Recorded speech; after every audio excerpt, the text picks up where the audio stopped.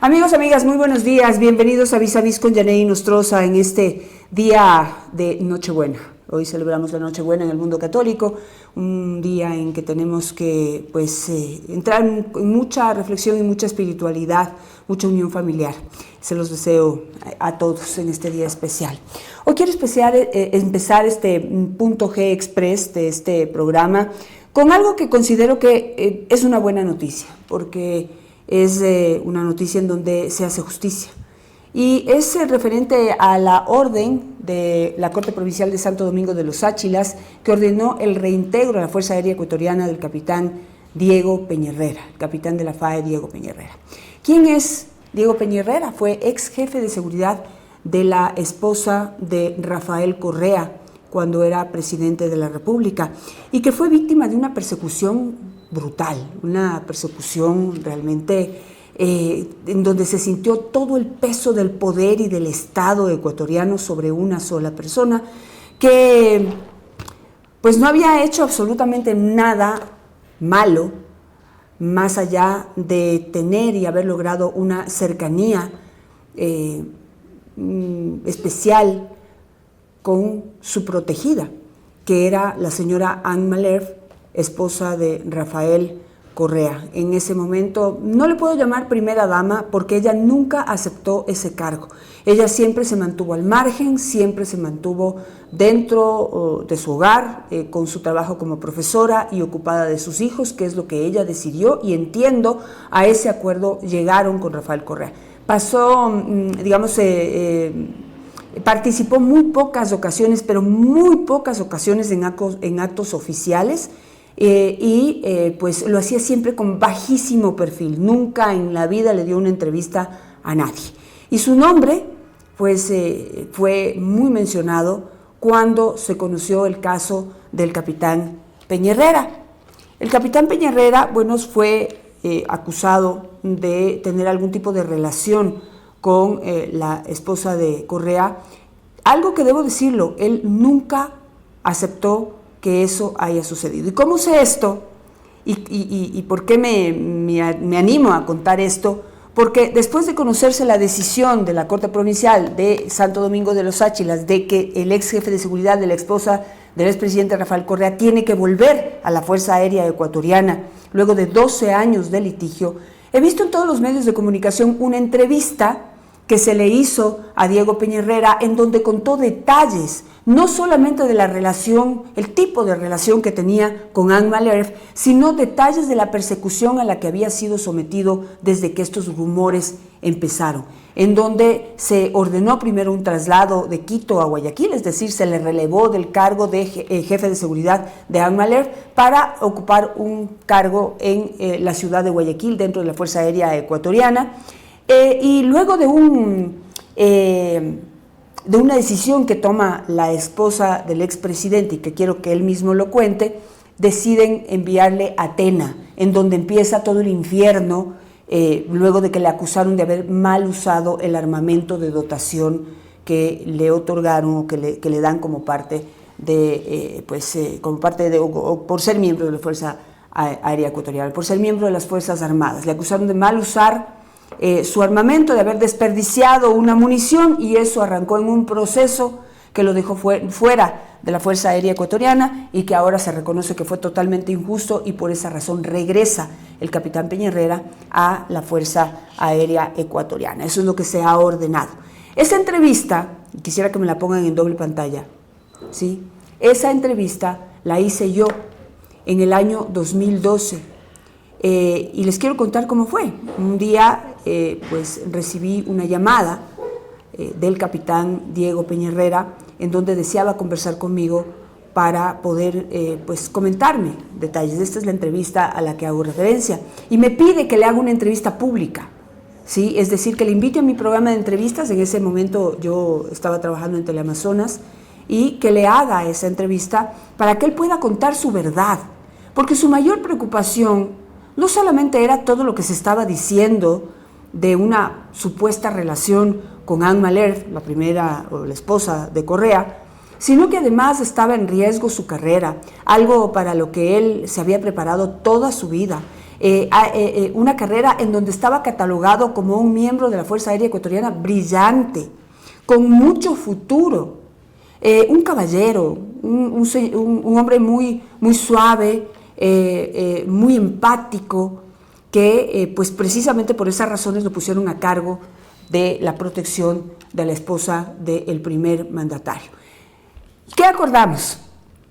Yo le dije, Diego, si usted cuenta detalles de la persecución a la que usted está siendo sometido y sobre todo detalles de la relación o del tipo de relación que tiene con Anne Mahler, no creo que sobrevivamos a esto. ¿Por qué? Porque en ese momento se vivía una persecución brutal, a todo nivel, no solamente en este caso particular, que era ya la concentración de todo el peso del poder sobre una persona, sino que a nivel general el expresidente Correa ya tenía una guerra declarada contra los medios de comunicación, contra varios periodistas, y entre esas periodistas estaba yo, por ser muy crítica al tipo de gobierno y las decisiones que se estaban tomando a nivel general en el gobierno nacional.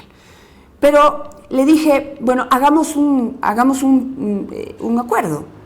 Yo le hago la entrevista en un lugar en donde no se identifique cuál es, ¿sí? Yo le hago la entrevista, pero la guardamos.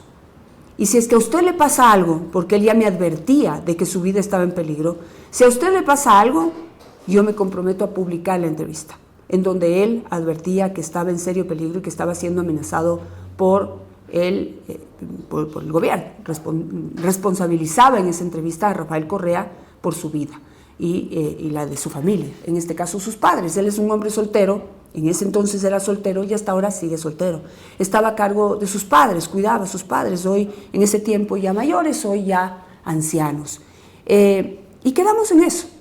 Le hice la entrevista, esa es la entrevista, la hicimos sobre un fondo negro, en donde él contó todo, ¿sí? Y yo la guardé. Esta entrevista se hizo en el año 2012, no recuerdo exactamente la fecha, y la guardé.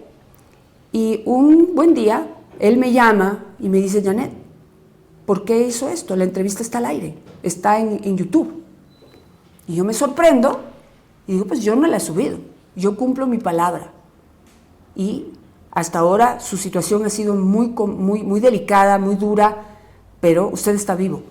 Y el trato era que si a usted le pasaba algo, si alguien atentaba contra su vida o sufría un atentado o alguien le quitaba la vida, la entrevista salía al aire, y eso no ha ocurrido.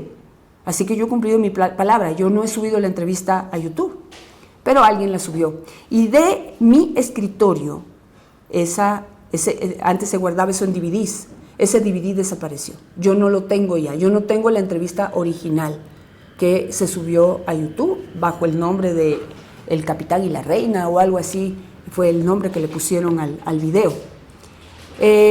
Bueno, fue un momento de bastante angustia, porque pues reemplazaron mis preguntas por subtítulos, con lo cual les agradezco, porque recién hasta ahora se sabe, estoy contándoles esta primicia de que yo hice esa entrevista y me sentí en mucho peligro, pero alguien quitó mi voz y puso subtítulos, lo cual a quien haya sido le agradezco que por lo menos haya tenido esa consideración, ya que pues subió esa entrevista a YouTube, rompiendo un pacto que yo había hecho con mi entrevistado, y en donde yo sentí que no solamente yo estaba en serio peligro, sino que Diego Peña Herrera realmente, creo que en ese momento iba a enfrentar nuevamente la muerte. Él en esa entrevista ya me contó uno de estos capítulos que vemos, justamente este capítulo de su vida que lo vemos al aire, que alguien atentó contra su vida y uno de sus paracaídas no se abrieron y estuvo a punto de morir. ¿Qué dijo en esa entrevista? Quisiera poner un pedazo de lo que dijo en esa entrevista para poder seguir comentando. Soy el capitán Diego Peña Herrera, soy oficial de la Fuerza Aérea, fui designado a trabajar con la primera dama y sus hijos. Estuve por un lapso de 1 año y medio. Quiero pedir al ministro de Defensa, al señor comandante general de la Fuerza Aérea, al señor Miguel Carvajal, que nos expliquen a la ciudadanía, señores, por qué el señor capitán Diego Peña Herrera, un oficial brillante que sirvió a la seguridad del presidente de la República, salió de esa función. Explíquenle al pueblo. Moví con el pase al Departamento de Operaciones Terrestres en el COAT, en Guayaquil, hasta unidades en Guayaquil.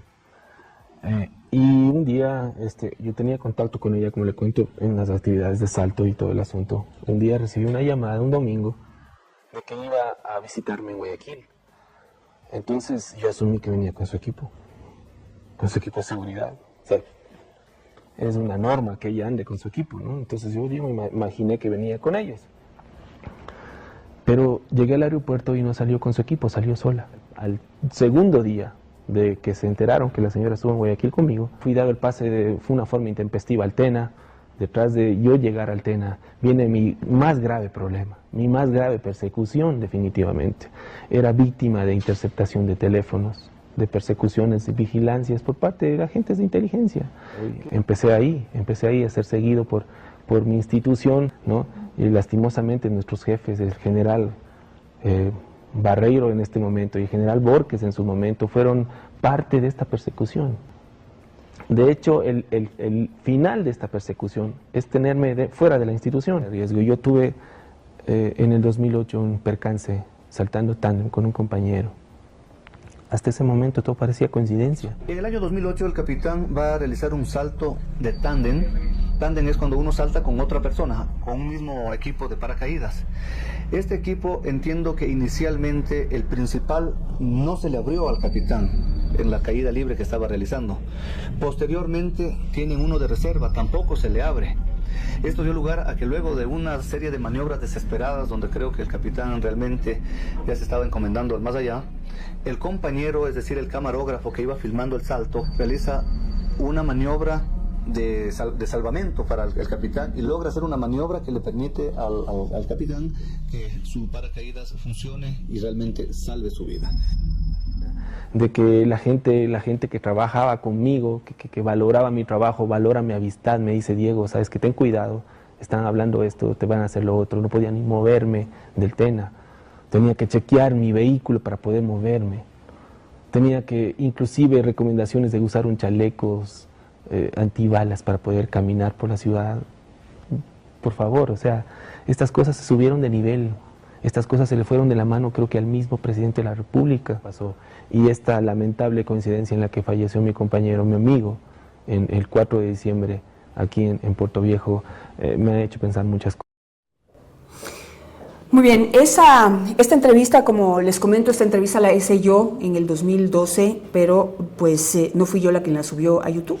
Y ahora se vuelve a recordar, luego de que se ha decidido que el capitán Diego Peña Herrera tiene que volver a la Fuerza Aérea Ecuatoriana, porque todo el proceso al que fue sometido fue totalmente injusto y fue un acto de venganza por parte del expresidente Rafael Correa, que estaba dolido por todo lo que se estaba diciendo de su esposa.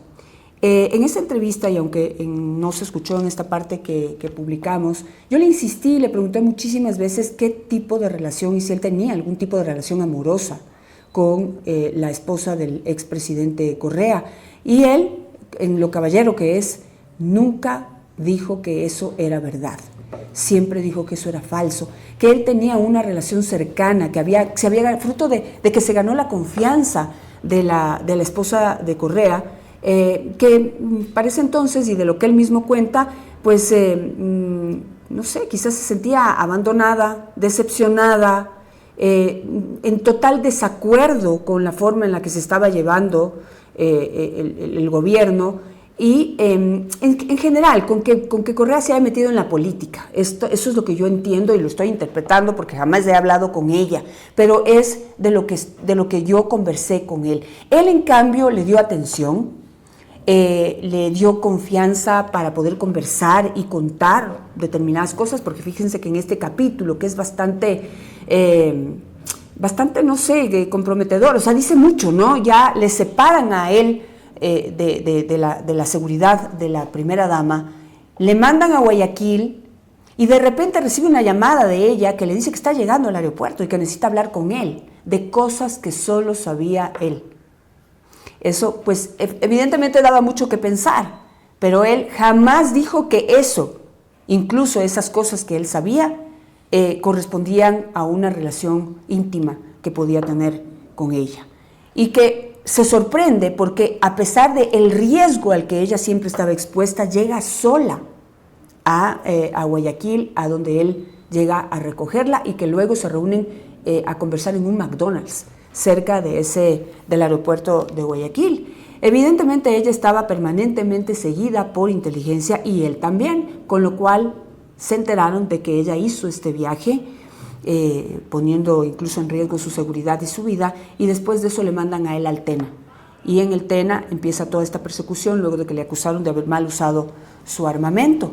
En medio de esta persecución ocurre este incidente en el 2008 en donde él pues sube a un paracaídas, él era paracaidista. Es más, hay algunas imágenes, y no sé si podemos pues escoger esas fotografías. Él enseña a Anne Malherbe, le hace hacer el curso de paracaidista. Y en lo que se le veía a ella que no participaba en nada, ¿no? Que no era una mujer absolutamente al margen de todo. Incluso, no sé, se le sentía súper fría con el pueblo, no sé, muy distante, súper distante.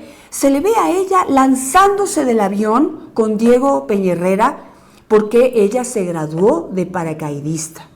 Y de lo que acá veíamos una mujer que no hacía absolutamente nada, inerte, que se mantenía totalmente al margen del poder del gobierno, de la vida pública, se le veía en estas imágenes absolutamente, pues, no sé, feliz, completa, lanzándose, ¿no?, de un avión, cumpliendo este objetivo, esta meta de graduarse de paracaidista, todo bajo la conducción y el acompañamiento de Diego Peña Herrera. Ese incidente en el 2008 casi le quita la vida. Se lanzó en tándem, es decir, con otra persona a la que le estaba enseñando paracaidismo. ¿Podemos poner las imágenes, por favor? Las primeras, las que ya pusieron en el video anterior, ¿sí? En donde se ve que él jala el paracaídas y no se le abre. Ellos tienen un paracaídas de seguridad, jala el segundo paracaídas y tampoco se le abre. Y en medio de la desesperación, pues se ve como el camarógrafo, el que estaba filmando los saltos, saca la mano, pues alcanza a agarrar pues una de las cuerdas de las correas, no sé cómo se llaman, del paracaídas, y logra meter a ambas personas, Diego Peña Herrera y a la persona que estaba en tándem con él, logra meterlos nuevamente al avión y así salva su vida y se salva la vida de esta otra pobre persona que iba con él y que casi pierde la vida por lanzarse con Diego Peña Herrera, ¿no? Entonces ahí vemos cómo, ahí está, ahí vemos el lanzamiento y cómo no se les abre el paracaídas, y luego cómo el camarógrafo estira la mano y logra salvarles la vida. Pero este no fue el único incidente. El otro incidente ocurre en diciembre del 2011, 4 de diciembre del 2011, en donde Diego Peña Herrera iba a hacer un nuevo salto, ¿sí? Y lo que ocurre fue que, y lo cuenta Stalin López, que era el abogado de Diego Peña Herrera en todo este proceso, cuenta Stalin López que salieron a ese salto, Diego Peña Herrera decide a último minuto ir a comprar algo de tomar y le cede su puesto a un compañero. Ese compañero es Santiago Zurita, o fue Santiago Zurita. Tomó el lugar y tomó el paracaídas de Diego Peña Herrera, se lanza, no se le abre el paracaídas y se estrella contra el piso.